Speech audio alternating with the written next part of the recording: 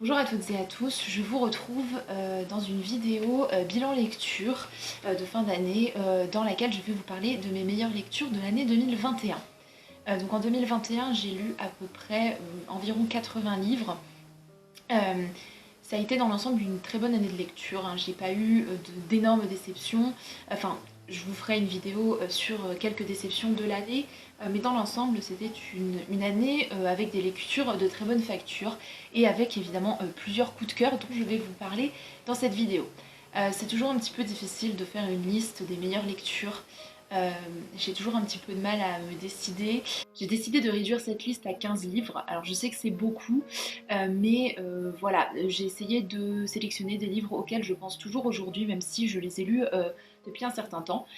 Voilà, donc on va commencer tout de suite. Parmi les 15 livres dont je voudrais vous parler, il y a 3 recueils de poèmes. Donc je vais commencer par ces 3 livres-là. Donc le premier c'est Requiem, poème sans héros et autres poèmes d'Anna Armatova, qui est une poétesse russe que j'ai découverte en début d'année. Cette année, c'était l'année où j'ai décidé de relire un peu plus intensément de la poésie, qui est un genre que j'aime bien, mais que je n'avais pas lu hors scolaire, hors cadre scolaire, depuis un certain temps. Euh, la poésie d'Anna Armatova est une poésie amoureuse, mais également une poésie politique, puisque c'est une poésie qui s'ancre dans la période stalinienne, dans la terreur stalinienne.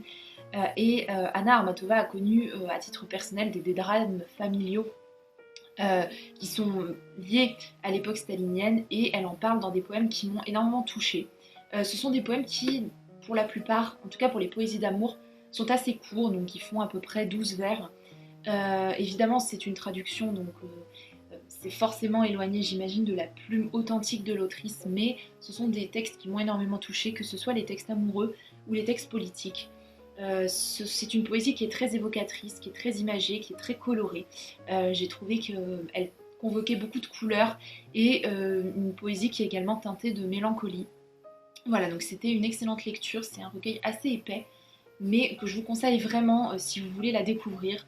Moi, ce sont vraiment des poèmes qui m'ont touché vraiment au cœur, et je pense que c'est une poésie qui, pour les gens qui n'ont pas l'habitude de lire de la poésie, est une bonne porte d'entrée, parce qu'elle est vraiment très accessible, et il est assez facile d'être touché par cette poésie. Voilà, donc une très très bonne lecture poétique. Une autre poétesse, en fait, dans les 3 livres dont je vais vous parler, il n'y a que des poétesses.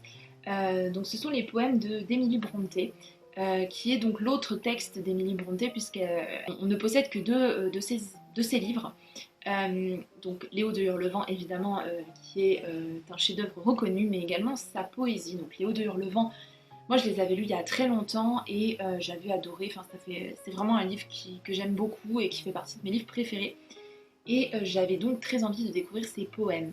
Donc dans cette édition, ce qui est bien, c'est que la poésie est bilingue. Donc vous avez d'un côté le texte en anglais et de l'autre la traduction française. Donc moi j'ai choisi de les lire en anglais pour être vraiment au plus proche du texte. Mais si vous avez des petites difficultés en anglais ou que vous n'êtes pas très à l'aise, mais que vous voulez rester quand même proche du texte, cette édition propose donc une édition bilingue. Donc voilà, donc ça c'est un plus déjà, je trouve.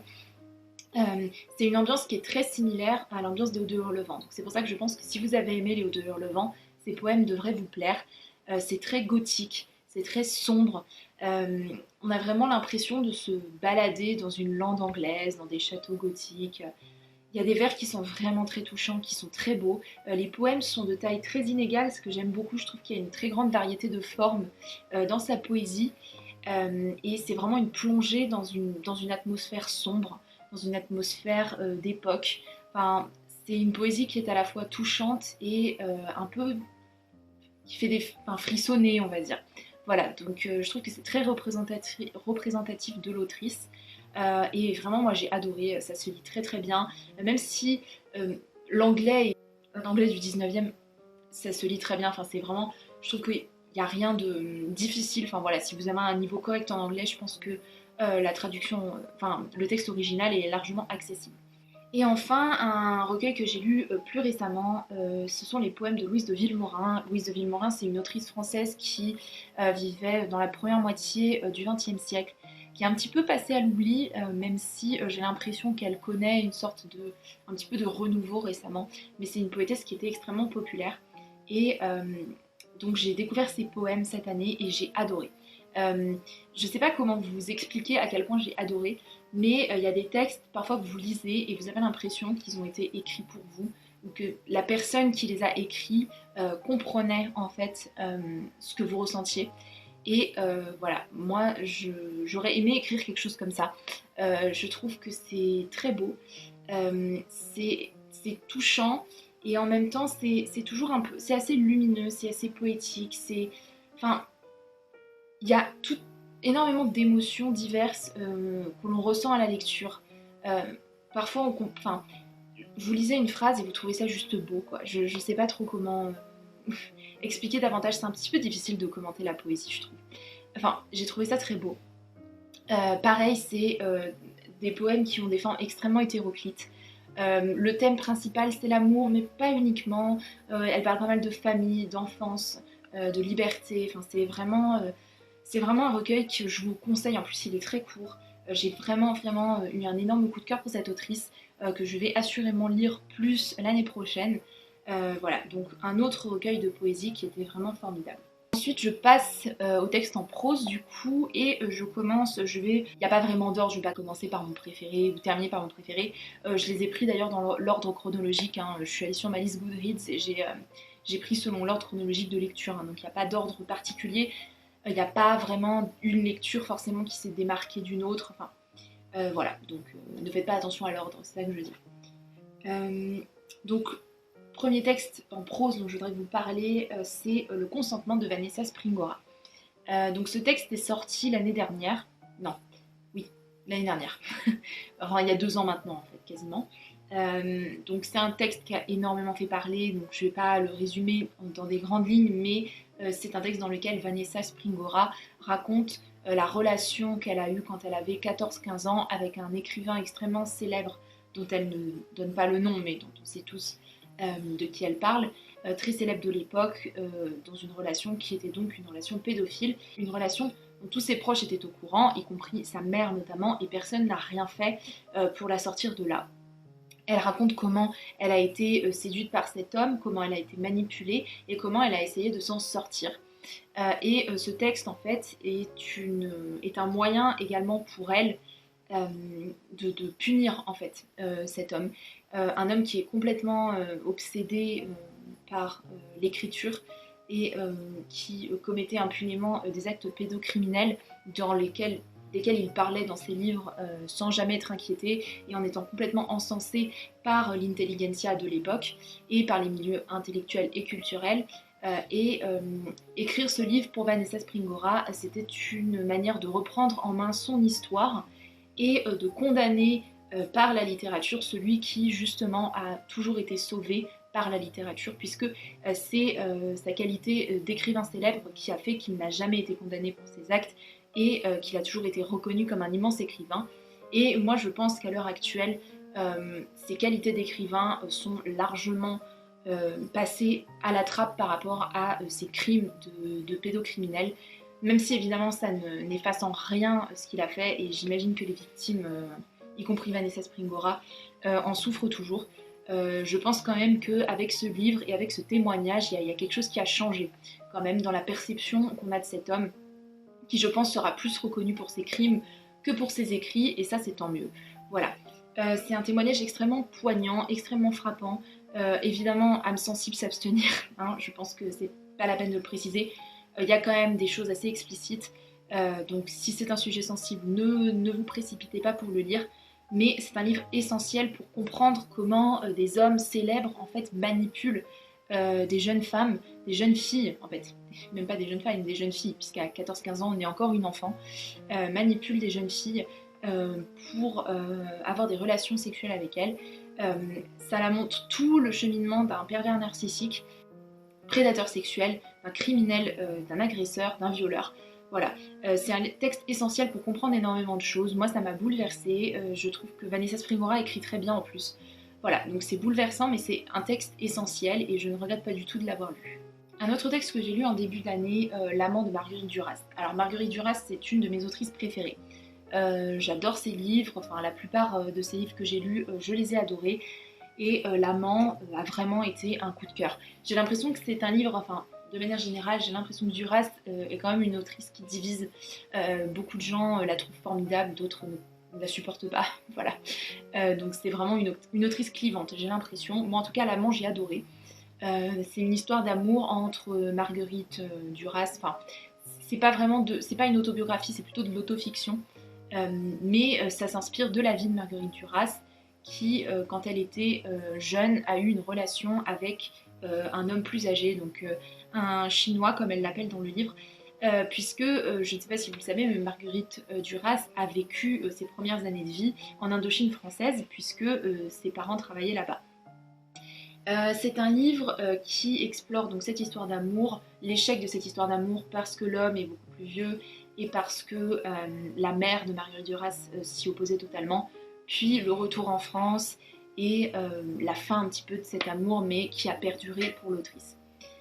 La plume de Duras est formidable dans ce livre, je trouve.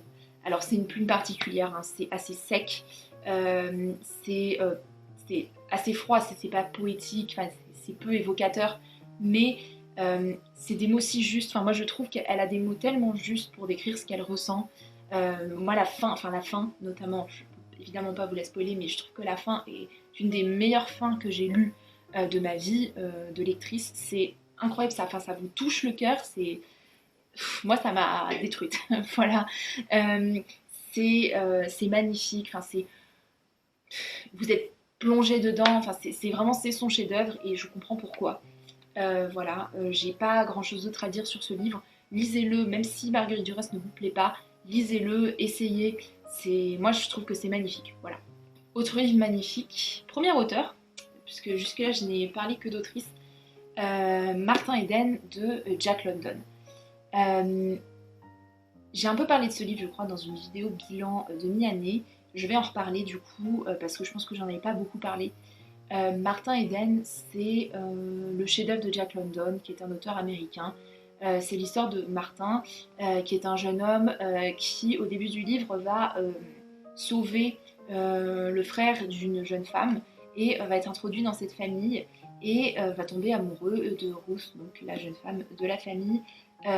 Martin, c'est un homme qui est pauvre, qui a beaucoup de cœur, mais qui n'a pas d'argent, et Ruth, elle, appartient à une famille de la haute bourgeoisie.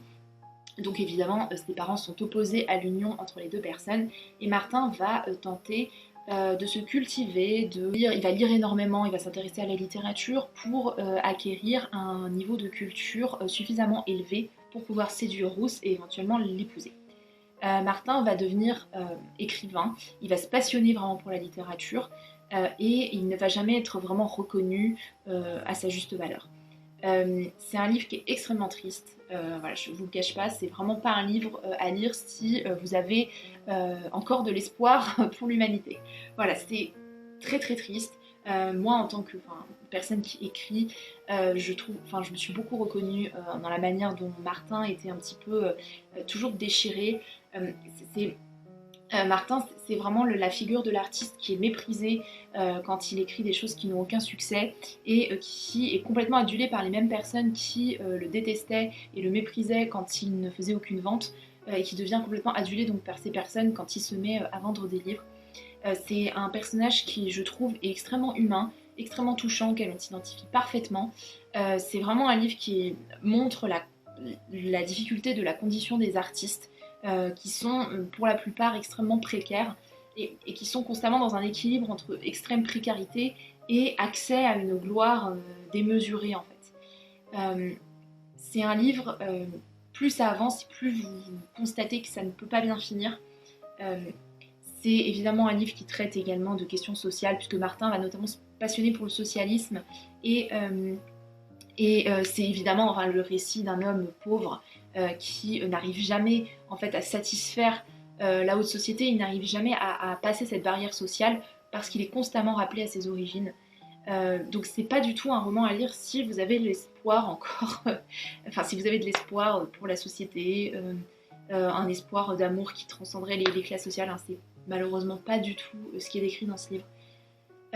Néanmoins, alors c'est extrêmement bien écrit, il y a des passages vraiment que j'ai notés qui font mal, mais qui sont tellement beaux Et je pense que si vous écrivez ou si vous avez créé déjà, enfin si vous êtes un artiste ou une artiste, vous vous retrouverez forcément dans le personnage de Martin. Moi j'ai trouvé que vraiment c'était un personnage auquel énormément de personnes en fait pouvaient s'identifier.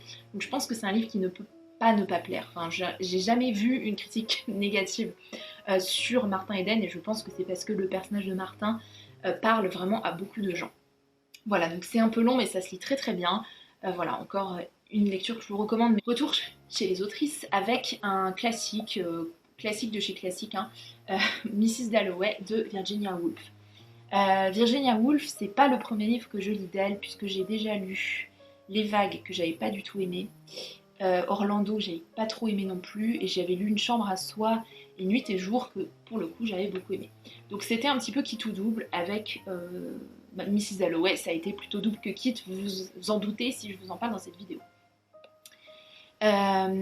C'est un roman qui est considéré comme un exemple, peut-être le roman avec Ulysses de Joyce, peut-être le roman typique du mouvement du flux de conscience, de la technique du flux de conscience, qui consiste à décrire les pensées d'un personnage dans un flux, comme si on se trouvait directement à l'intérieur de la personne qui pensait. C'est un exemple du genre.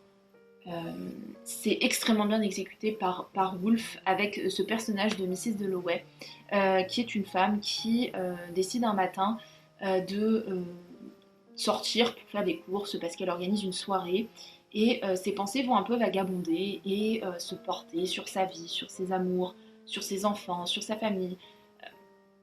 Un petit peu, elle voit quelque chose et ça lui évoque quelque chose. Enfin, c'est vraiment un passage de pensées les unes aux autres. C'est un livre dans lequel il faut se laisser porter. Il faut se laisser vagabonder. Il faut vagabonder avec Mrs. Dalloway.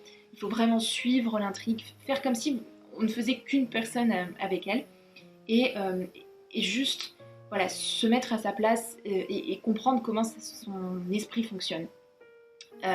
Clarissa Dalloway, c'est pas le seul personnage du livre. Il y a aussi Septimus, qui est un ancien soldat qui a été traumatisé par la Première Guerre mondiale et dont les deux personnages en fait vont se retrouver liés d'une manière ou d'une autre. C'est un texte dans lequel on sent un petit peu quand même des débuts de tentation. Enfin, je sais pas si c'est vraiment on peut dire de tentation de suicide, mais vous savez que Virginia Woolf s'est suicidée et on retrouve un petit peu les thématiques de dépression, de santé mentale défaillante, d'envie suicidaire qui reviennent. Alors je sais pas à quel point elle a mis d'elle-même dans ce texte, mais j'imagine quand même pas mal. Donc c'est un texte qui est malheureusement un petit peu annonciateur de la fin de l'autrice, mais c'est un texte où on voit qu'elle a mis énormément d'elle en fait. On sent que c'est une écriture qui vient du plus profond du cœur et de l'esprit justement, que c'est vraiment une écriture extrêmement intime. C'est un livre très intime en fait. Mrs. Dalloway, c'est un livre intime. Vous avez l'impression de pénétrer dans l'intimité des gens quand vous le lisez, et ça je trouve que c'est vraiment ce qui fait la force du livre. Il y a beaucoup de gens qui le trouvent ennuyeux. Alors oui, c'est pas un livre dans lequel il se passe pléthore d'actions, où il se passe des tas de choses, où vous allez avoir des retournements de situation. C'est pas du tout ce type de livre. C'est un livre où il faut vraiment, c'est une expérience de lecture, il faut vous laisser porter. Il va pas se passer 10 000 choses, mais vous allez en ressortir différent. Enfin, c'est vraiment une expérience de lecture qui change, je trouve. Moi, je me suis beaucoup attachée à Clarissa, qui est pourtant pas un personnage, on va dire c'est un personnage assez banal, Clarissa, elle a rien de particulièrement intéressant, mais je me suis quand même attachée à elle. Et puis c'est très bien écrit évidemment, donc voilà, c'était une excellente lecture. Je pense que c'est mon texte préféré de Woolf jusqu'ici. Cette année, c'est une année où j'ai lu beaucoup de livres de Zola. Tous les livres de Zola que j'ai lus ont été très bons. Mais j'ai décidé de vous parler d'un livre dont je n'ai pas encore parlé du coup sur cette chaîne, qui est La Curée, et qui a vraiment été une excellente lecture. Donc La Curée, c'est le deuxième tome des Rougon-Macquart, dans lequel on va suivre Aristide Saccard, qui est un homme très riche, un homme qui tient sa fortune de sa femme Renée, et il utilise la fortune de sa femme pour jouer des actions immobilières et donc s'enrichir. En parallèle de ça, sa femme Renée a une relation amoureuse avec le fils de Saccard, qui s'appelle Maxime, donc une relation borderline incestueuse, voilà. Et c'est un livre donc qui parle de cette chasse immobilière à Paris, avec cette métaphore donc de la curée qui représente la chasse et qui représente le dépeçage des animaux par les chiens après la fin de la chasse, et qui est ici une métaphore pour évidemment désigner le dépeçage de l'immobilier à Paris par des gens comme Aristide Saccar. C'est vraiment, de tout ce que j'ai lu de Zola, c'est vraiment un livre du Second Empire. C'est-à-dire que là, on a vraiment une plongée dans le milieu politique du Second Empire, avec notamment l'empereur, en fait, qu'on voit apparaître plusieurs fois. C'est un livre dans les milieux montains de Paris, et c'est un livre aussi qui fait très mal au cœur, notamment vers la fin. Voilà, parce que Aristide Saccar est un personnage absolument détestable. Enfin, moi, je l'ai trouvé odieux, vraiment. J'ai eu beaucoup plus de sympathie, évidemment, pour Renée, qui est vraiment un personnage tragique. D'ailleurs, elle est comparée à Phèdre à plusieurs reprises, et elle a une trajectoire qui ressemble beaucoup à celle de Phèdre. C'est un texte emblématique de l'écriture de Zola, et également extrêmement touchant, extrêmement difficile à lire à cause de ces sentiments que vous ressentez, et qui est construit vraiment comme une montée progressive de tension jusqu'au point culminant qui vous brise le cœur, et la fin m'a détruite. Voilà, enfin, la dernière phrase m'a vraiment fait très mal au cœur. Mais c'était une très belle lecture, voilà, donc je vous recommande, enfin, comme tout Zola, vous me direz. Voilà. Ensuite, je vous parlais d'une petite nouvelle dont je n'ai jamais parlé sur ma chaîne, Mademoiselle Elseu d'Arthur Schnitzler. Arthur Schnitzler, c'est un auteur autrichien que j'ai découvert cette année et qui écrivait au début du XXe siècle. Mademoiselle Elseu, c'est une femme qui va se prostituer pour sauver son père qui est accablé de dettes. C'est une nouvelle extrêmement courte. On est directement plongé dans les pensées de Mademoiselle Elseu, puisque c'est un monologue intérieur. Ça se lit d'une traite. Moi, je l'ai lu d'une traite. Je l'ai vraiment lu en 2 heures, du début à la fin. Je pense que c'est le bon moyen de lire parce que c'est une nouvelle qui est écrite dans un souffle. Le destin d'Elseu est extrêmement touchant. C'est une femme qui n'a rien demandé à personne, qui se retrouve mêlée aux histoires de son père, qui est obligée de le sauver et qui est obligée d'avoir des relations sexuelles qu'elle ne désire pas. On a vraiment de la peine pour ce personnage, et la fin est extrêmement énigmatique. Enfin, je ne saurais pas vous en dire beaucoup plus. C'est vraiment un livre qu'il faut tenter de lire parce que ce personnage est vraiment extrêmement attachant. Et malheureusement, ce livre est représentatif d'une certaine condition féminine qu'il faut absolument lire et qui est toujours d'actualité, malheureusement, sur certains aspects. Voilà, donc c'était une excellente nouvelle, j'ai vraiment adoré la lire, j'y repense encore aujourd'hui. Voilà, donc même si c'est très court, c'est vraiment une lecture qui est marquante. Ensuite, je vais passer un petit peu vite sur certains coups de cœur parce que j'en ai déjà parlé longuement dans d'autres vidéos, donc je vous invite à regarder ces vidéos en question si jamais ça vous intéresse. Mais vous savez que j'ai eu un énorme coup de cœur pour James Baldwin cette année, et il y a 2 livres notamment qui m'ont beaucoup marqué, c'est La chambre de Giovanni et Si Belle Street pouvait parler. Dans La chambre de Giovanni, on va suivre les amours entre David et Giovanni, des amours homosexuels qui sont extrêmement perturbés par le fait que David n'assume pas son homosexualité. Et dans Belle Street, on suit un couple dont le mari, un couple de personnes noires dont le mari est accusé de viol sur une jeune femme, une accusation qui est évidemment fausse. Donc le premier livre est vraiment un manifeste pour l'homosexualité, et le second un manifeste contre le racisme. Ce sont 2 livres qui sont tellement extrêmement touchants, notamment La chambre de Giovanni dans le style et Belle Street dans l'histoire. Enfin, ce sont 2 livres qui sont emblématiques de James Baldwin. Enfin, si vous ne connaissez pas encore cet auteur, c'est vraiment 2 livres que je vous conseille. Voilà, j'en dis pas plus parce que j'en avais déjà parlé longuement dans ma vidéo sur James Baldwin, mais ce sont 2 livres qui m'ont beaucoup touchée et que je vous recommande.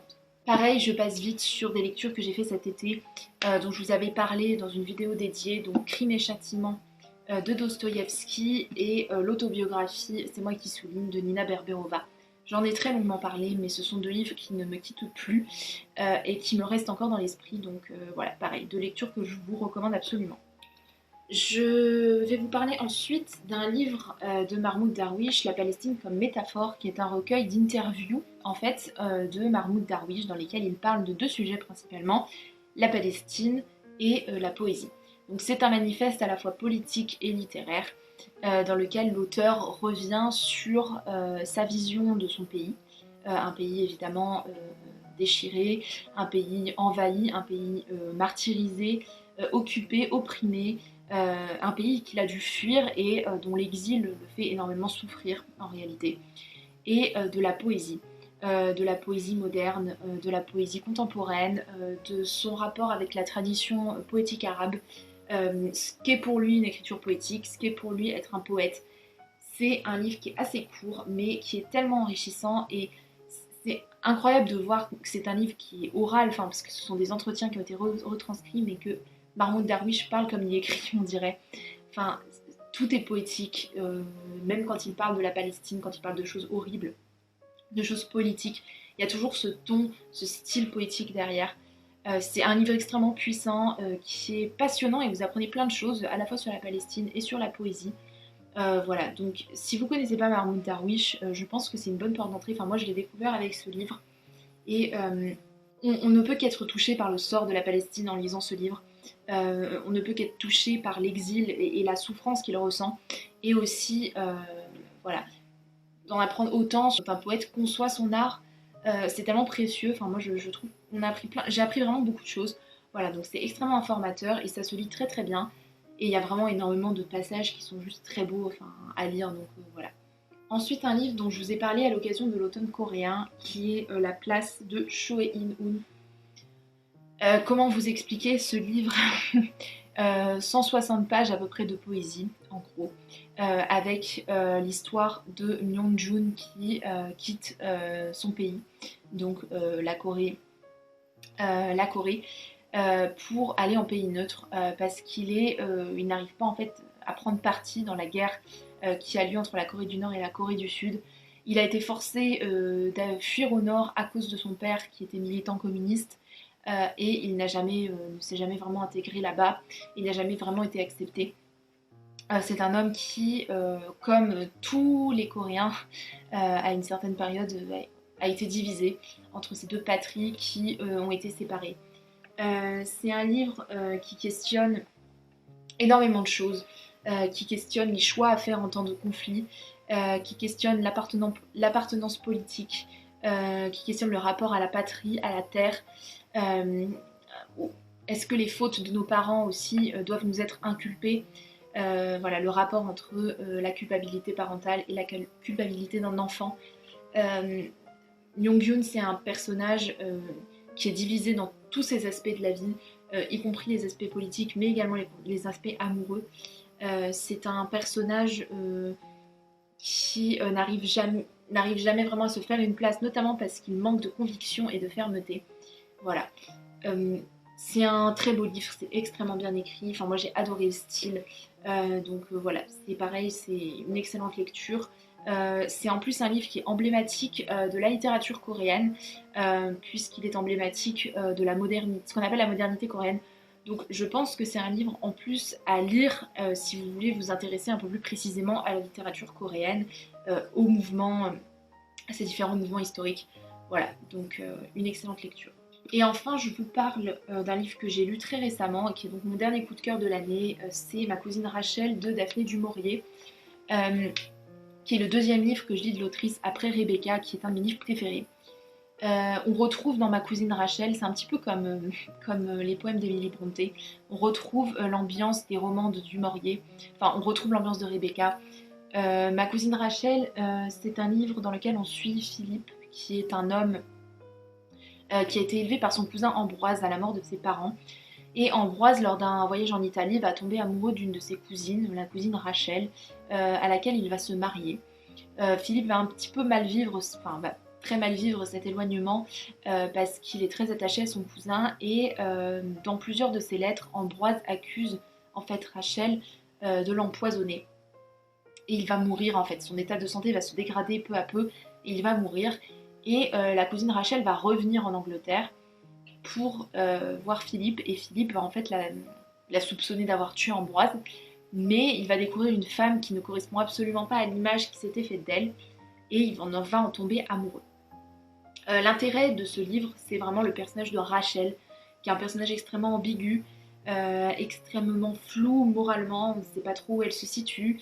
C'est un personnage qui est envoûtant, donc qui est envoûtant pour le lecteur, en plus d'être envoûtant pour Philippe, ce qui fait qu'on arrive à comprendre un petit peu comment Philippe en est arrivé à tomber amoureux de cette femme. Elle nous séduit elle aussi, et on se laisse séduire au point où on ne sait même plus finalement si on doit la croire ou pas. Il n'y a jamais vraiment de réponse. Est-ce que Rachel est une mauvaise personne ou est-ce que c'est juste une victime de certains événements? Le fait que le personnage de Philippe soit un peu mis à l'écart par rapport à Rachel, et qu'il n'apparaisse pas comme un personnage éminemment sympathique, renforce en fait ce questionnement un petit peu d'ambiguïté, comme on peut l'avoir dans Rebecca en fait, où Rebecca est vraiment peinte comme une personne détestable, et en fait quand on lit un petit peu entre les lignes, on se demande si elle n'est pas finalement la victime. C'est un petit peu pareil pour Rachel, c'est un personnage extrêmement ambigu, je trouve que le fait que cette ambiguïté soit constamment rappelée et constamment nourrie par Daphné du Maurier fait que c'est un petit peu à nous de décider en fait. Et ça j'aime bien, enfin j'ai bien aimé cet aspect, cet investissement qu'on a en fait dans l'histoire et dans le jugement qu'on fait des personnages. Si vous avez aimé Rebecca, je pense que vous aimerez Ma cousine Rachel. Moi en tout cas j'ai beaucoup aimé, même si je préfère quand même Rebecca, ça reste une très très bonne lecture qui je pense va me marquer encore un certain temps.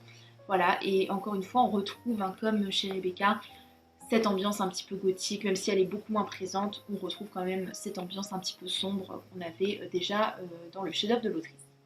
Voilà, c'est tout pour ce bilan lecture, j'espère qu'il vous aura plu. N'hésitez pas à me dire quels sont vos coups de cœur de l'année dans les commentaires. Je vous dis à bientôt dans une prochaine vidéo.